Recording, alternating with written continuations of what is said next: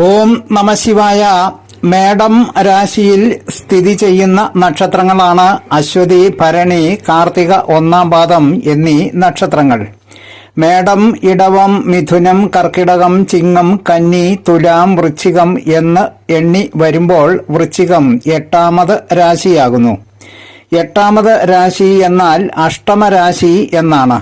അഷ്ടമം എന്നത് നാശത്തെ പ്രതിനിധീകരിക്കുന്ന സംഖ്യയാണ് എന്നതുകൊണ്ട് മേടം രാശി നക്ഷത്രക്കാരായ അശ്വതി, ഭരണി, കാർത്തിക ഒന്നാം പാദം എന്നീ നക്ഷത്രക്കാരുമായി വൃശ്ചികം രാശി നക്ഷത്രക്കാരായ വിശാഖം നാലാം പാദവും അനിഴം, തൃക്കേട്ട എന്നീ നക്ഷത്രക്കാർ തീരെ ചേർച്ച ഇല്ലാത്ത നക്ഷത്രക്കാരാകുന്നു.